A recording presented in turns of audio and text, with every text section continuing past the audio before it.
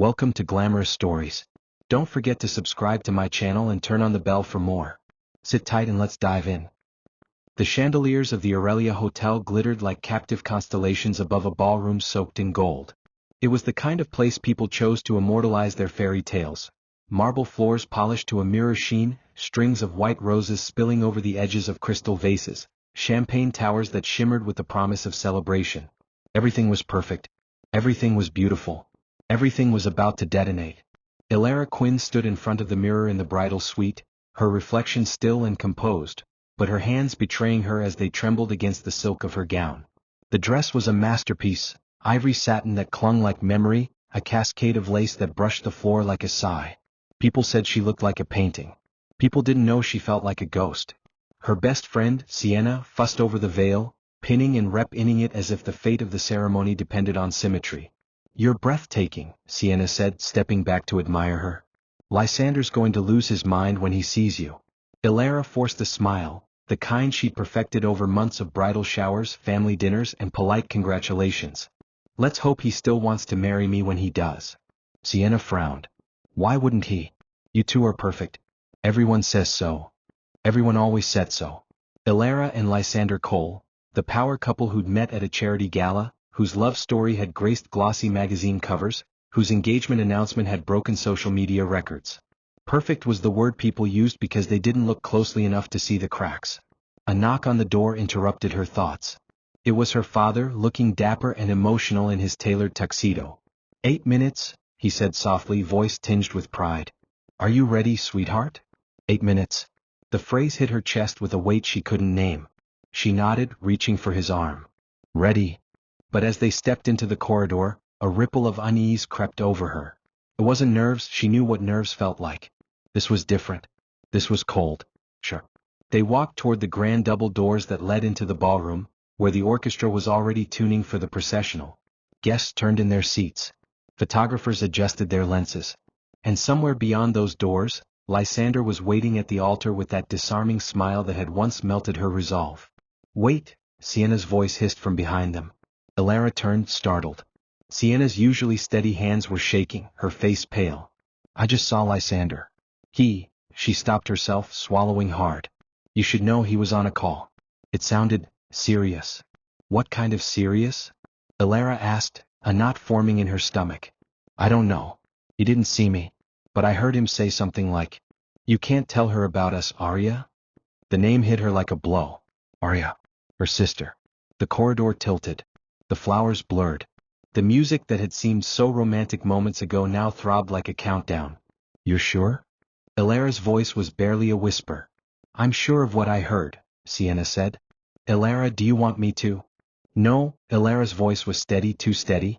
She forced her lips into a smile that felt foreign. "We're walking down that aisle. Everything is fine." It wasn't fine. It would never be fine again. As the double doors creaked open, a wave of golden light spilled into the corridor, bathing Elara in a glow that felt more like fire than warmth. The orchestra swelled. Guests rose to their feet. Her father squeezed her arm gently, oblivious to the storm brewing beneath her skin. "Just breathe," he whispered. "Breathe. Right. Breathe. Smile. Walk." She stepped forward, her heartbeat syncing with the rhythm of the music. One beat for every memory of Lysander's kisses, another for every lie he might have told. Each step toward the altar was a betrayal of herself, and yet she couldn't stop walking. Not yet. Lysander's eyes found hers across the aisle. God, he was beautiful, tall, confident, devastatingly charming in his charcoal suit. That smile, the one that had once felt like home, stretched across his face as if nothing in the world was wrong. "Breathtaking," he mouthed, and all she could think was, "How could you?" Her mind reeled back to a night a year ago, one she had locked away in a corner of her memory, Aria stumbling home from a party Lysander had thrown, mascara streaked down her cheeks, silence clinging to her like a second skin. Elara had asked what happened. Aria had said nothing. Days later she disappeared. Weeks passed before they spoke again, and even then, Aria had never mentioned Lysander's name. Until now. The ceremony began. Words floated around her like fragments: union, forever, love. They meant nothing. All Elara heard was, "You can't tell her about us." She forced herself to smile, to nod, to play the part of the blissful bride. Cameras flashed. Guests beamed. Her mother dabbed at a tear. But inside, Elara Quinn was unraveling. "Do you, Lysander Cole," the officiant intoned, "take Elara Quinn to be your lawfully wedded wife?" "I do," Lysander said without hesitation, eyes locked on hers. "Do you, Elara Quinn?" Her heart pounded so loudly she could barely hear the words. 8 minutes ago, she had believed she knew the man standing in front of her. Now she wasn't sure she knew anything at all. Her voice faltered. Lysander's brow furrowed slightly, a hint of concern clouding his perfect composure. Elara inhaled deeply, smoothing her features into the picture of serenity. "I do." The ballroom erupted in applause. The orchestra soared. Lysander leaned in to kiss her, and she let him, her lips cold against his warmth. But as they turned to face the crowd as husband and wife, Elara's mind was elsewhere, replaying the words, dissecting every syllable, stitching together every memory of Aria with every lie Lysander might have told. 8 minutes before she said, "I do," she had heard a confession that could destroy everything. And yet she smiled. The game had changed. And Lysander Cole had no idea that the bride on his arm was already planning the next move. The ballroom spun with applause and congratulations, but Elara felt as if she were watching from behind a pane of glass, distant, detached, and hollow. The champagne flutes clinked, cameras flashed, and their guests cheered the newlyweds with a fervor that should have made her heart swell. Instead, her chest felt like it was being slowly crushed. Lysander's hand rested at the small of her back as they exited down the aisle, the picture of romantic perfection. "You were incredible," he whispered against her ear, his breath warm, familiar, poisonous. "I'll never forget this moment." "Neither will I," she thought. But not for the same reasons. Every step felt heavier than the last as they moved toward the receiving line. The orchestra shifted into a lively waltz, guests rising from their seats to surround them with well wishes and endless smiles. To anyone watching, Elara Quinn was radiant, cheeks flushed, eyes bright, laughter effortless. But behind the practiced mask, her mind was a battlefield. "You can't tell her about us, Aria?" The words were a drumbeat, a curse, an echo she couldn't silence. They repeated with every congratulatory handshake, every kiss on the cheek, every "you're glowing" tossed her way.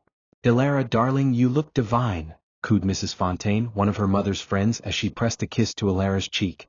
"I've never seen a bride so happy." Happy. That word. It almost made her laugh. "Thank you," she replied, her voice syrup-sweet. "It's everything I ever dreamed of." Lysander beamed beside her, his fingers lacing through hers, squeezing gently. If he noticed the stiffness in her grip, he said nothing. He was too busy charming the guests, his signature smile lighting up every conversation, his easy charisma convincing the world he was perfect. And once upon a time, Elara had believed that too. Her father approached with misty eyes and a proud smile.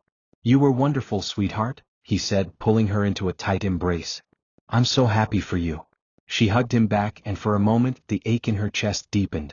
She had wanted this day, this moment, for so long. A beautiful wedding, a loving husband, a future carved from trust and devotion. And now, in the very hour it was meant to come true, it felt like a cruel joke. "Thank you, Dad," she whispered, her voice steady despite the storm inside her. "I'm happy too." It was the biggest lie she had ever told. The reception flowed seamlessly into cocktail hour. Laughter bubbled through the air, waiters weaved through the crowd with trays of canapés and sparkling champagne, and every detail, from the towering floral arrangements to the live string quartet, spoke of perfection. But Elara barely noticed any of it. She was too busy watching him. Lysander. The man she had promised forever to. The man who had promised it back. He was laughing with his groomsmen now, his eyes crinkling at the corners the way they always did when he was genuinely amused. He looked so real, so sincere, so heartbreakingly familiar, and that was what terrified her most. Because if he could look that way while hiding something so devastating, what else was he capable of hiding? Elara. The voice jolted her from her spiraling thoughts. It was Sienna, slipping quietly to her side, a glass of champagne in each hand. "You need to breathe," she said, pressing one into Elara's palm. "I'm breathing," Elara replied automatically. "Barely," Sienna countered. "I know that face. That's the 'I'm smiling so no one sees I'm screaming' face." Elara forced a small laugh. "Is it that obvious?" "To me?" "Yes. To everyone else?" "You look perfect." Sienna's tone softened. "Do you want to talk about it?" "What's there to talk about?" Elara's smile didn't falter. "I married the man I love. Everything is fine." But the lie tasted bitter. Sienna studied her for a long moment, then sighed. "Okay. But if you decide fine isn't good enough, I'm here. Elara's throat tightened. Thank you. When Sienna walked away, Elara's gaze drifted back to Lysander. He was now deep in conversation with her mother, his hand resting lightly on her shoulder, his expression earnest and affectionate. He was perfect, so perfect it made her want to scream. Her phone buzzed in her clutch. A message from an unknown number. We need to talk. It's about Aria. Her breath caught. It couldn't be. She read the message again and again until the words blurred. Her pulse hammered against her ribs. Aria. The name she hadn't spoken aloud in months. The name that haunted every corner of her memory. Elara, love, come here, Lysander called, waving her over with that smile, the smile that had once made her feel safe. She walked toward him slowly, each step feeling heavier, each smile more difficult to fake. When he wrapped an arm around her waist, she resisted the urge to flinch.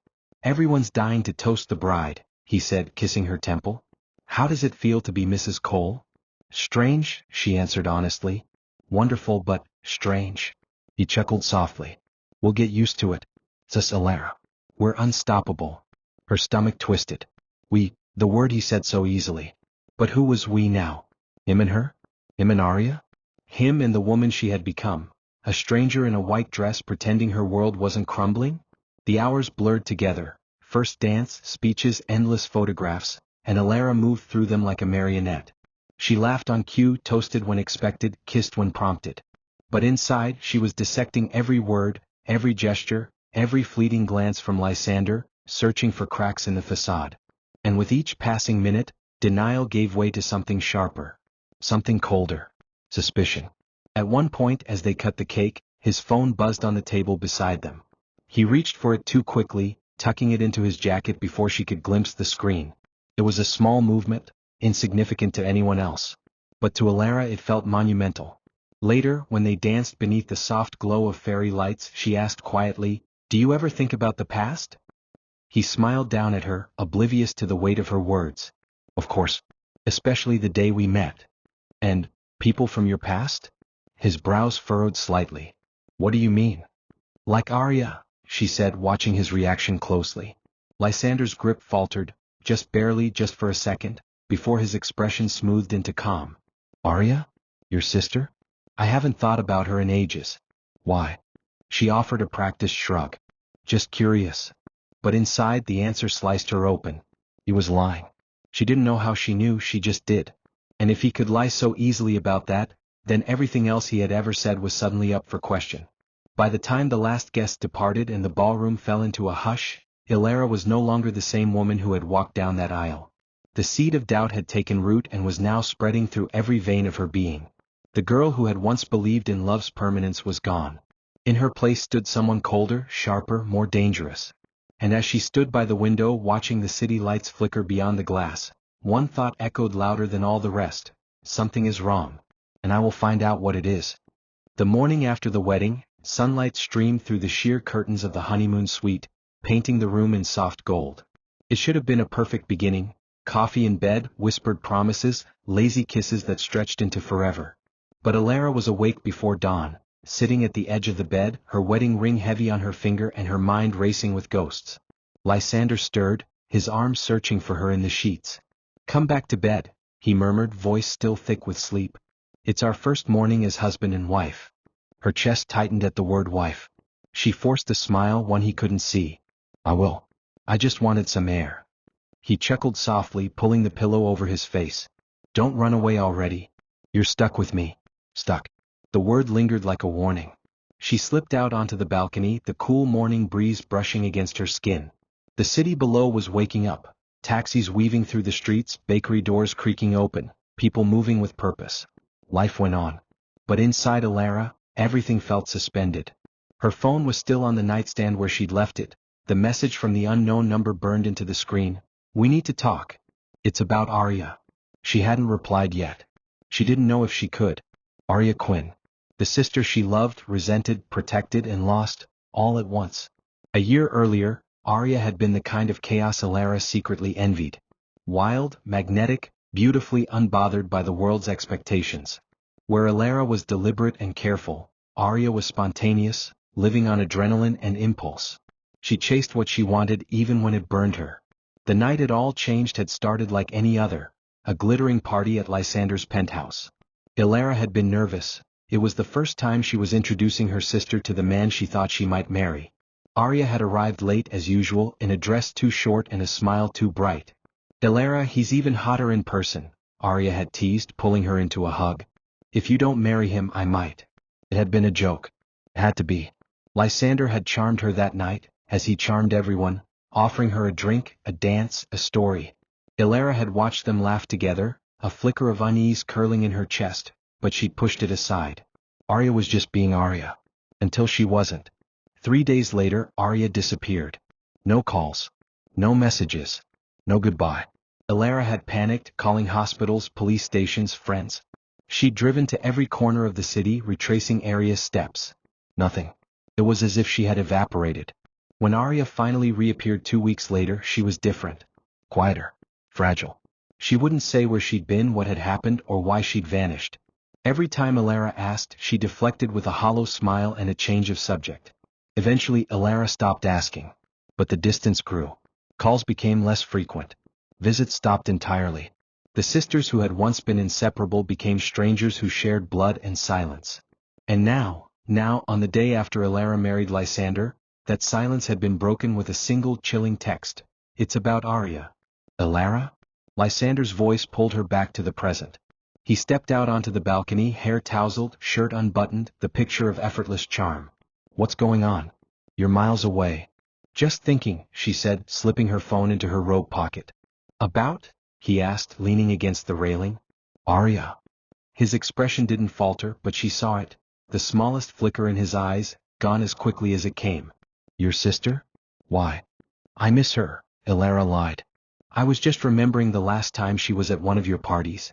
He smiled faintly. "That night was chaos. She's a lot." "She is," Elara agreed, watching him carefully. "Do you ever talk to her?" "Me? No." His laugh was too casual, too deliberate.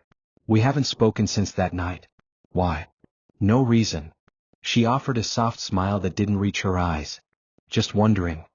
He reached for her hand, kissing her knuckles gently. "Forget the past. It's you and me now. That's all that matters." All that matters. The phrase felt like a trap. Later that afternoon, while Lysander was in the shower, Elara sat cross-legged on the hotel bed, phone in hand, heart pounding. She opened the message again, fingers hovering over the screen. After a long breath, she typed a reply, "Who is this?" The response was almost immediate. "Someone who knows the truth. Meet me. Tomorrow. Noon. Park near Waverly Bridge." The truth. The word made her pulse quicken. She stared at the message for a long time, weighing the risks, the possibilities. Whoever this was, they knew something about Aria, maybe something Elara had been too afraid to uncover. And if Lysander was part of it? Her thoughts were interrupted by the sound of the bathroom door opening. She quickly locked her phone and slipped it beneath a pillow just as Lysander stepped out, a towel wrapped around his waist and a lazy grin on his face. "Thinking about me?" he teased. "Always," she lied, standing to meet him halfway. He kissed her deeply, his hands warm against her waist. And for a fleeting second, Elara almost allowed herself to believe this was real, that they were just newlyweds in love, that there was no betrayal lurking beneath the surface. But then the words came back, sharp and unrelenting. "You can't tell her about us." And she knew. This was no fairy tale. This was a puzzle with missing pieces, a story rewritten with lies. And Aria, wild, reckless, vanishing Aria, was the key. That night, as Lysander slept peacefully beside her, Elara lay awake staring at the ceiling, her thoughts a tangled storm. Memories of her sister flickered like film reels, Aria laughing with a glass of wine in hand, Aria crying silently on Elara's shoulder, Aria whispering, "He's not who you think he is," during one of their last conversations. Elara had dismissed it then as jealousy or drama. But what if it had been a warning? The clock on the nightstand blinked 3:08 a.m. She turned onto her side, watching Lysander sleep. His face looked so peaceful, so innocent in the soft glow of the city lights, and that, more than anything, terrified her. Because if he could lie with such ease while wearing that face, then he was far more dangerous than she had ever imagined. Tomorrow she would go to Waverly Bridge. Tomorrow she would hear the truth. And tomorrow she might finally learn why her sister's name still haunted the edges of her perfect life. The morning air at Waverly Bridge was cold enough to bite. Autumn had crept into the city overnight, scattering amber leaves across the cobblestones and leaving a chill that settled deep into Elara's bones. She tightened her coat around her as she walked toward the park bench where she was supposed to meet the unknown messenger, every step weighted with dread and determination. She told Lysander she was going to brunch with Sienna, a harmless excuse he didn't question. Why would he? He trusted her. And the irony of that almost made her laugh. The park was quiet at this hour, save for the soft hum of traffic in the distance and the rhythmic quack of ducks paddling along the river. She scanned the area, searching for someone out of place, someone waiting. But there was no one. Just a few joggers, a mother pushing a stroller, an old man feeding pigeons. Then she saw it, a brown paper envelope taped beneath the bench where she was supposed to sit. Her pulse quickened as she glanced around again. No one was watching. No one was approaching. Hands trembling, she peeled it free and slid it open. Inside was a single flash drive and a handwritten note. Play this alone. Her breath caught. There was no mistaking who that was. Aria. She didn't go home. Instead, Elara booked a private booth in a small cafe across town, the kind of place where no one would look twice at a woman working on her laptop. She ordered a coffee she didn't intend to drink and plugged the flash drive into the USB port, her heart hammering as the screen flickered to life. There was only one file. A voice note. 3 minutes and 27 seconds long. With a deep breath, she pressed play. At first, there was silence, just faint static and the soft hiss of recorded air. Then, a voice she hadn't heard in months broke through. Elara. It was Aria. Shaky. Fragile. Not the confident whirlwind of a sister she remembered, but someone smaller, scared. If you're hearing this, it means I finally found the courage to tell you the truth. And it means he's lied to both of us. Elara's stomach twisted. I didn't disappear because I wanted to, Aria continued, her voice trembling. I disappeared because Lysander made me. He told me if I stayed, if I told you what happened, he'd ruin me. And I believed him. The cafe seemed to fall silent around her. Even the clink of cups and low hum of conversation faded beneath the weight of those words. I never meant to hurt you. I swear I didn't. I liked him at first. Everyone did. He was charming and attentive and impossible not to fall for. And for a moment I thought he liked me too. Elara's fingers tightened around the edge of the table. Her breath came shallow and uneven. But then everything changed. That night at his party, he cornered me. He said things I don't even want to repeat. And when I told him to stop, he laughed. He told me no one would believe me over him. That you loved him too much to ever take my side. Tears stung Elara's eyes. I tried to tell you, Aria whispered. I really did. But every time I got close, he found a way to scare me off. He said he'd tell the world I was obsessed with him. That I tried to ruin your relationship out of jealousy. And maybe you would have believed him. Maybe you still will. But I need you to know the truth. The recording went silent for a beat. Then Aria's voice returned, softer, broken. He doesn't love you, Elara. He loves control. And the only reason he's with you is because he couldn't have me. I wasn't a seductress. I was a mistake he needed to bury. And marrying you was how he did it. Click. The recording ended. Elara sat frozen, the words playing over and over in her mind, each one a blade carving deeper into her chest. The coffee in front of her had gone cold. Her hands were numb. She felt as though the ground beneath her had vanished, leaving her suspended in a void of betrayal. It wasn't just infidelity. It wasn't just a secret. It was manipulation. It was cruelty. It was a lie so monstrous it swallowed everything she'd believed about the man she'd married. The door of the cafe opened and a gust of cold air swept through. A couple walked in laughing, hands entwined. The sight should have been ordinary, but it felt surreal. How many of them were living lies too? How many of them were smiling through betrayals they didn't yet understand? Her phone buzzed in her pocket, pulling her back. A message from Lysander. Miss you already. Dinner at 7? Can't wait to see you, Mrs. Cole Redheart. Mrs. Cole. The name felt poisonous now. She stared at the message for a long time before typing a reply. Wouldn't miss it. But inside something was changing. Something dark. Something deliberate. That evening she returned home before Lysander, her expression calm, her movements careful. The apartment they shared was immaculate. Flowers from well-wishers still fresh on the dining table, framed photos of their engagement lining the mantel. It all looked so perfect, so normal. But Elara knew better now. She walked to the mirror and stared at herself. The same face, the same eyes, the same woman, but different now. Colder. Stronger. Dangerous. She pulled off her wedding ring and set it on the dresser, staring at it for a long moment. It wasn't a symbol of love anymore. It was evidence, a reminder of the man who had built their marriage on a foundation of lies. The front door clicked open. Lysander's voice echoed through the hallway, cheerful and warm. "Honey, I'm home." Elara slipped the ring back onto her finger and composed herself. She turned to face him as he walked into the room, bouquet in hand, his smile radiant. "Missed you," he said, pressing a kiss to her cheek. "Missed you too," she replied, her tone smooth and steady. But beneath the veneer, a new resolve was taking shape.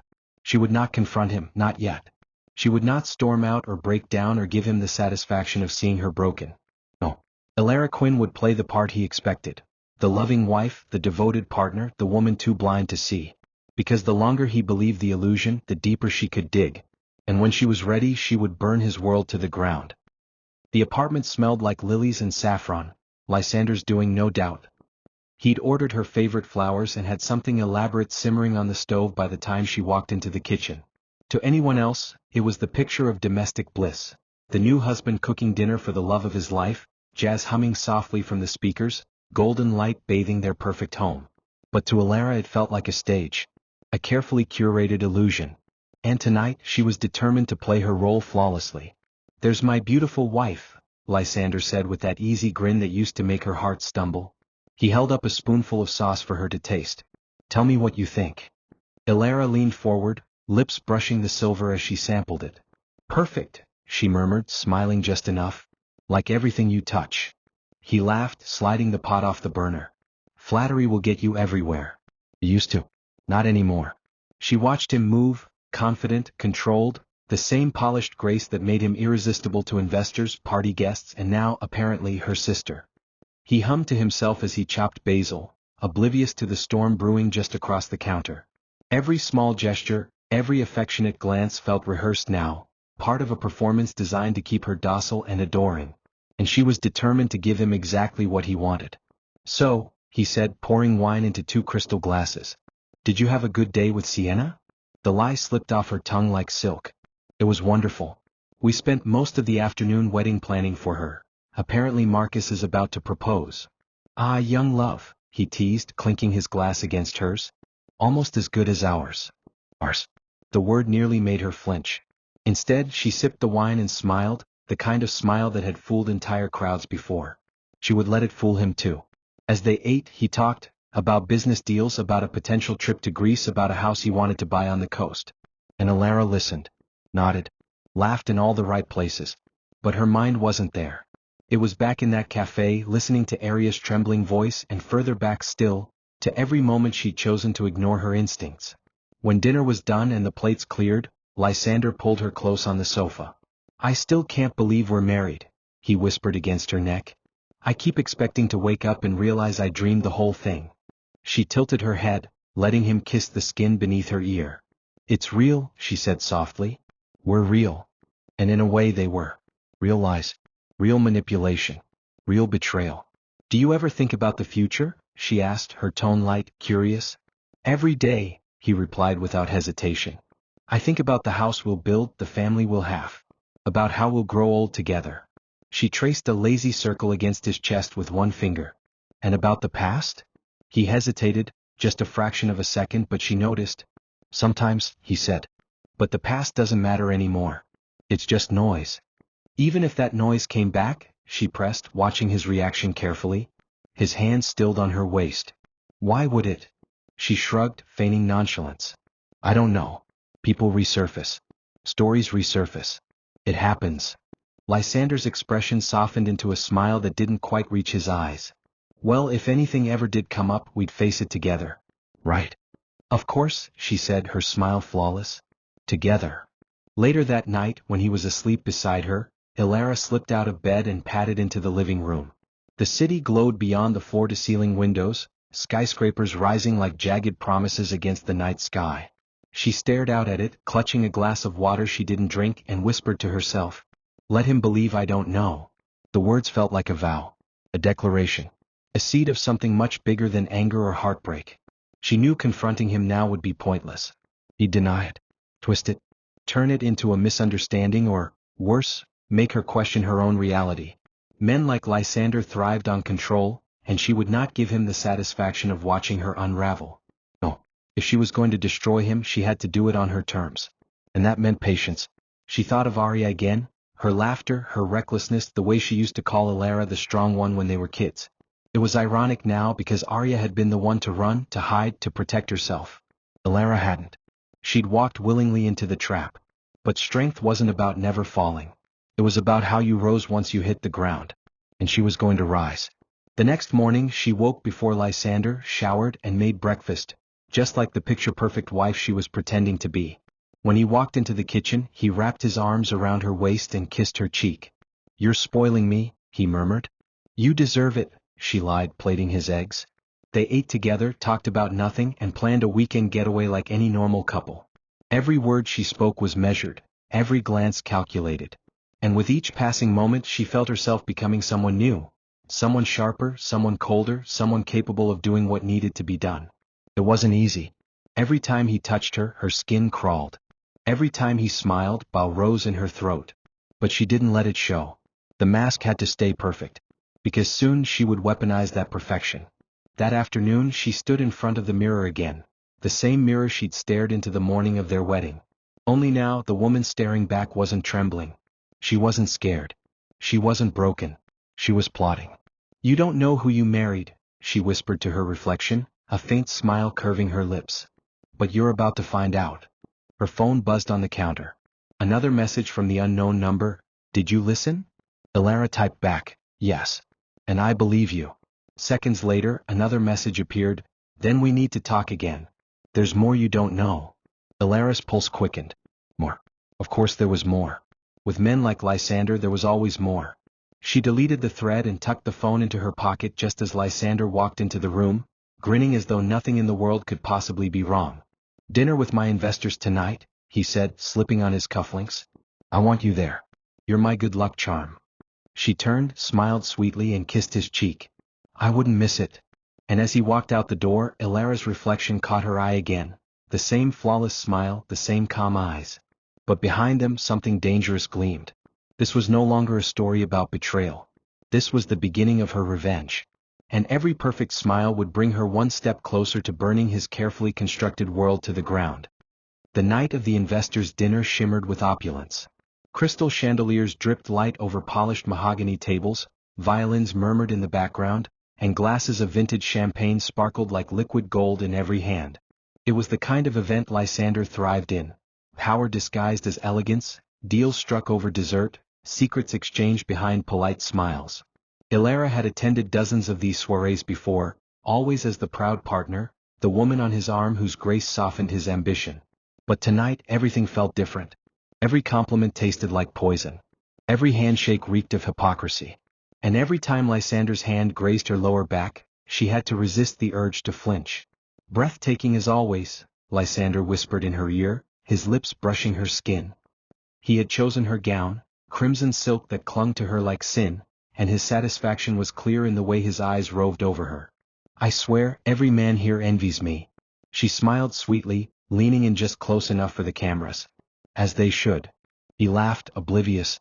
The mask was holding. Through the clinking glasses and practiced conversations, Elara's mind wasn't in the room. It was back in that cafe playing Aria's trembling confession on repeat. "He doesn't love you. He loves control." The words echoed with every toast, every hollow word of praise for the man she'd married. When the speeches began, she found herself watching Lysander with new eyes. He was magnetic up there, confident, charming, weaving words like silk as he spoke of innovation and trust. The crowd adored him. And why wouldn't they?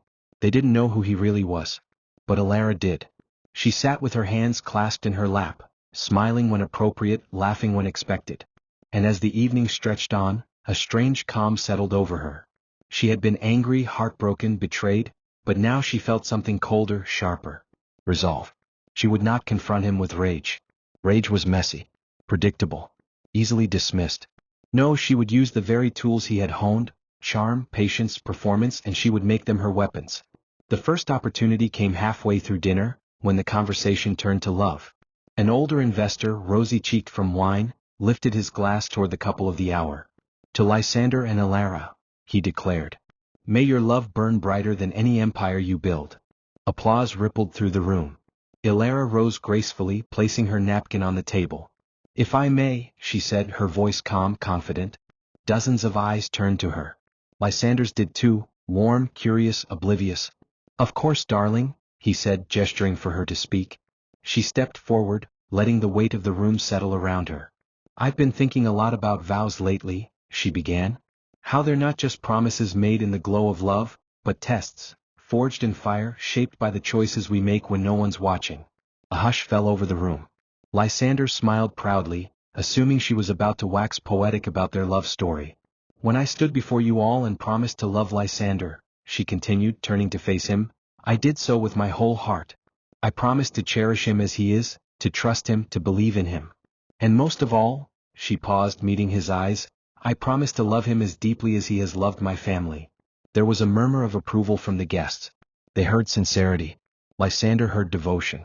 Only Elara knew the truth hidden in her words, a vow sharpened into a blade. He reached for her hand and kissed it, utterly unaware of the dagger pressed against his ribs. I love you more than I can ever say, he whispered. I know, she replied, and for the first time she wasn't sure if it was a lie. Later that night, they walked hand in hand through the city's quiet streets, the glow of street lamps painting them in soft gold. To any passerby they were the perfect newlyweds, laughing, touching, basking in the glow of a shared future. Inside Elara was a storm. Tonight was perfect, Lysander said, slipping his arm around her shoulders. I kept looking at you and thinking, this is it. This is the life I always wanted. Is it? She asked softly. Of course, he replied without hesitation.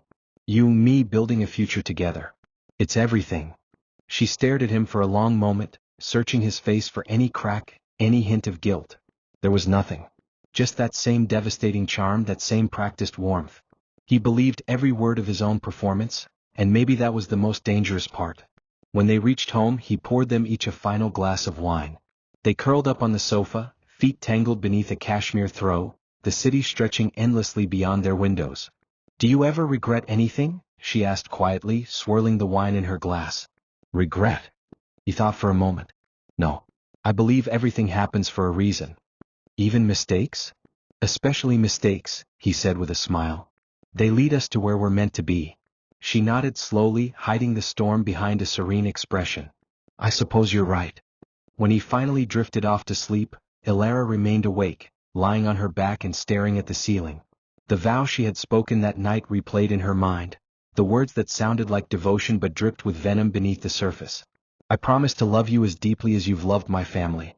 He had no idea what he had done to her family. He had no idea what she now intended to do to his life. But soon he would. The truth about Aria was only the beginning. Elara was already digging deeper, through old emails, deleted messages, half-remembered conversations. Every secret she uncovered was another piece of ammunition, another thread to pull. And when the time was right, she would unravel him completely. A few days later, she stood before the mirror once again, this time in a simple black dress rather than bridal silk. Her makeup was understated, her hair swept into an elegant chignon. On the surface, she was preparing for a charity gala with her husband. In reality, she was preparing for war. Ready, darling? Lysander called from the doorway, his hand extended. Elara turned, her smile practiced and perfect. Always. As they walked out together, arm in arm, no one would have guessed the truth, that the woman on his arm was not his partner, not his prize, not his peace. She was his reckoning. And though he thought her vows were a promise of eternal love, they were, in truth, the opening lines of his carefully crafted destruction. The fire was lit now. And once it caught, nothing in Lysander Cole's world would survive the burn. The night of their wedding reception replayed in Elara's mind like a scene from someone else's life. The music, the laughter, the champagne-sweet smiles. But this time she was no longer the naive bride walking down the aisle. Tonight, she was the architect of a reckoning, and every detail was meticulously planned. It began weeks earlier with a single decision. If Lysander thrived in the light of admiration, then she would drag him into the dark under the brightest spotlight possible. The reception, a grand follow-up celebration with friends, investors and media in attendance, would be the perfect stage. It was their public love story, a renewal of their vows for the world. He thought it was his victory lap. It would be his public execution. Are you nervous? Lysander asked as he adjusted his cufflinks in the mirror, his reflection grinning at her. Big night. Everyone we know will be there. Not nervous, she said, brushing invisible dust from her dress. Excited. Good. He kissed her cheek, oblivious to the fury coiled just beneath her skin. Tonight we show them what love really looks like. Oh, we will, she thought. Just not the version you're expecting. The ballroom of the Aurelia Hotel was even more spectacular this time. Strings of white orchids hung from the ceiling like frozen rain, golden lanterns floated above tables draped in velvet, and a custom monogram, E and L, shimmered in soft light on the dance floor. It was everything a fairy tale should be. But fairy tales were lies. Tonight would be the truth. Elara played her part perfectly.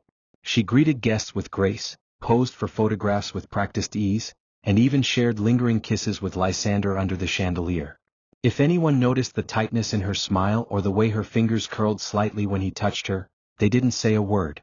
Sienna approached her halfway through the evening, concern etched across her face. "Are you sure you want to do this?" she whispered, handing Elara a champagne flute. "More sure than I've ever been about anything," Elara replied. He built his kingdom on lies. It's time everyone sees the foundation. Sienna exhaled shakily. "Just be careful." "I will," Elara promised. "But after tonight he won't be able to hurt anyone else." As the evening stretched on, Lysander took the stage for his speech, the one he'd been preparing all week. He was magnetic, charismatic, speaking about love and resilience and the beauty of partnership. The crowd hung on every word. Elara watched him, her expression serene, her heart a ticking bomb. When he finished, he turned to her with a smile. "And now, my beautiful wife has a few words of her own." The room erupted into polite applause as Elara stepped onto the stage. Her heels clicked softly against the polished floor, her white dress glowing beneath the spotlights. "Thank you," she began, her voice steady. "Tonight is about love, the kind that endures, the kind that transforms us, the kind that teaches us who we really are." She paused, scanning the sea of faces before her. Investors, socialites, journalists, people who had built Lysander's myth alongside him. But love is also about truth. And without truth, everything else crumbles. Lysander's smile wavered slightly. Just slightly. Elara's gaze locked with his. "There's something I need to share with you all. Something I should have known before I said I do." A murmur rippled through the crowd. Lysander shifted in his seat. "Elara," he started, but she held up a hand. "8 minutes before I walked down the aisle," she continued, "I overheard my husband say something that changed everything. He was on the phone telling someone, 'You can't tell her about us, Aria.'" Gasps exploded across the room. Cameras clicked frantically. Lysander shot to his feet, his face paling. "Elara, this isn't the time." "Oh, but it is," she cut him off, her tone sharp and unwavering. "Because for weeks I've been pretending I didn't know." I smiled. I played the perfect wife. But the truth is far uglier than anyone here imagines. She reached into her clutch and pulled out a small device, a sleek Bluetooth speaker she'd synced to her phone earlier that evening. With a single tap, the ballroom filled with a trembling, broken voice. "If you're hearing this, Elara, it means he's lied to both of us." The crowd went still. Aria's voice echoed off the marble walls, the story of manipulation, coercion, and fear spilling into the air like poison. Every sordid detail. Every threat. Every cruel word. Some people gasped. Others covered their mouths in horror. A few stared at Lysander with open disgust. He surged forward, panic twisting his features. "Elara, turn it off. We can talk about this privately." "No," she said, her voice ice. "We've done private. Now the world gets to see the man behind the mask." When the recording ended, the silence was deafening. Then the room erupted, whispers, shouts, flashes from phones capturing every second. Lysander's empire was cracking in real time. "Elara," he hissed under his breath, grabbing her wrist. "What have you done?" She met his gaze with a calm that terrified him. "I told the truth." His jaw clenched. "Do you have any idea what this will do?" "Yes," she said simply, pulling her hand from his grasp. "It'll set me free." She stepped down from the stage without another word. As she walked through the sea of shocked faces, the crowd parted around her like water. People stared, some with pity, some with admiration, some with a hunger for scandal. She didn't care. Behind her, chaos unfolded. Investors shouted. PR reps scrambled. Journalists called their editors. And Lysander Cole, the man who had once controlled every room he entered, was standing frozen in the wreckage of his carefully curated life. "Elara," he called after her, but she didn't turn back. Not once. Outside, the night air was crisp and clean, a stark contrast to the suffocating atmosphere she'd left behind. She walked slowly down the hotel's marble steps, her heels clicking against the stone. The city stretched before her, vast, alive, unbroken. Sienna appeared beside her, breathless and wide-eyed. "You actually did it." Elara exhaled, the tension that had lived in her chest for months finally beginning to loosen. "I told you I would." "What now?" Sienna asked. Elara looked up at the stars peeking through the city haze, a faint smile tugging at her lips. "Now I start over." Behind her, the sound of chaos spilled out of the ballroom, the noise of a man's empire collapsing under the weight of truth. And for the first time in a long time, Elara felt something close to peace. She had smiled through betrayal. Now she was walking away from it, free, untethered, unstoppable. And Lysander? He was left behind, trapped in the ruins of the world he had built with lies. The city was quieter than usual that night, as if it too were holding its breath in the aftermath of everything that had unfolded. Elara stood barefoot on the balcony of her apartment now, the one she'd rented 2 weeks after leaving Lysander. The October wind tugged gently at the hem of her oversized sweater, carrying with it the scent of rain and change. She was alone, and for the first time in a long time, the silence didn't scare her. Below her, the streets pulsed with life, neon signs flickered, cars honked, and somewhere in the distance, a saxophone played a mournful jazz tune. It was the same city she had walked through 1,000 times, but it looked different now. Brighter. Bigger. Full of possibilities. The tabloids had been relentless in the weeks following the revelation. Every headline was a variation of the same explosive story. Corporate golden boy exposed at wedding reception, billionaire's secret scandal rocks high society, coal empire on brink of collapse after wife's public bombshell. Lysander had vanished from public view, holed up in his penthouse while legal teams and PR strategists scrambled to contain the fallout. A few of his closest allies had cut ties. His company's stock had nosedived. Sponsorships, partnerships, invitations, all evaporated overnight. The king had fallen and the kingdom had turned its back. Elara had watched it all unfold from the safety of distance, her name now synonymous with bravery, betrayal, and poetic justice. But the headlines didn't matter to her. The interviews she refused, the book deals she turned down, the documentaries she ignored, none of that mattered. Because this was never about revenge for the sake of spectacle. It was about reclaiming herself. And in the quiet of that balcony, she realized she had done exactly that. The dress hung in the corner of her living room, her wedding dress, once pristine and shimmering, now deliberately scorched at the hem. It had been cathartic, setting fire to that fabric.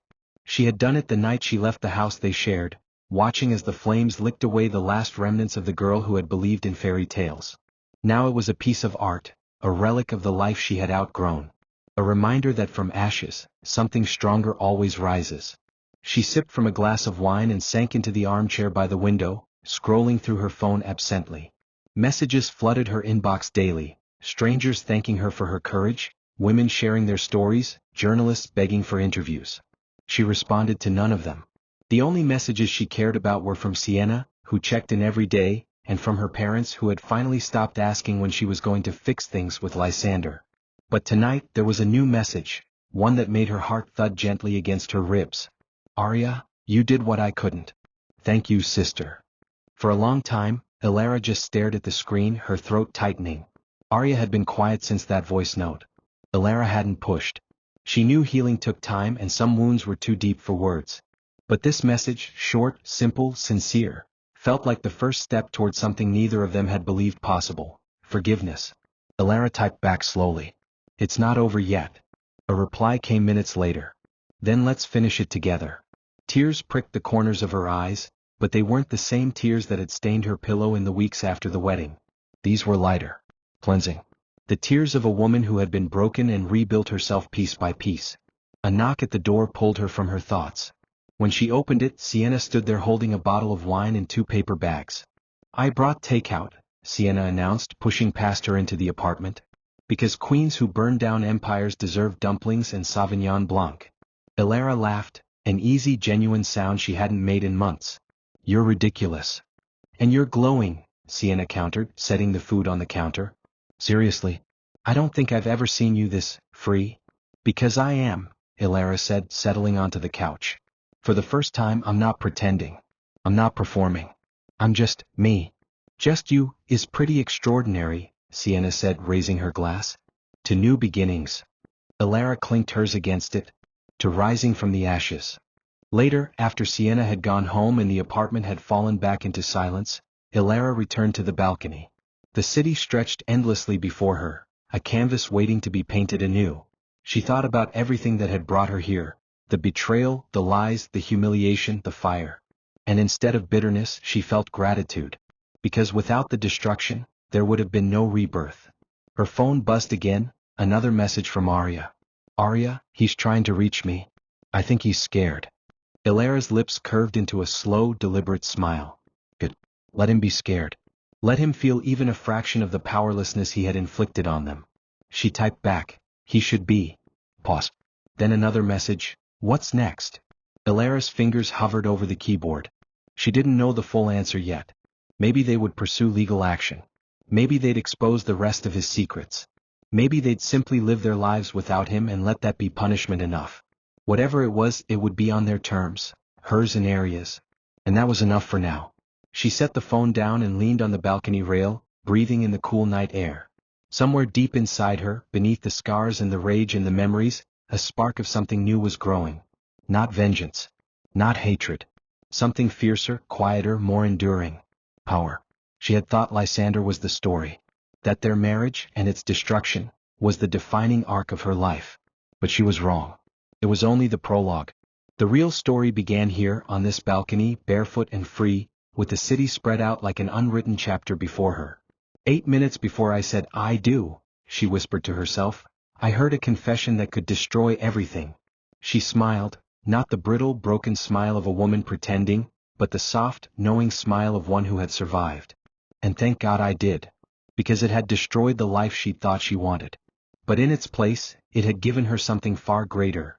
A life she chose, a strength she owned, and a future that was entirely hers to build. The phoenix had risen. And her story was just beginning. Thank you for watching. Don't forget to subscribe. See you in the next story.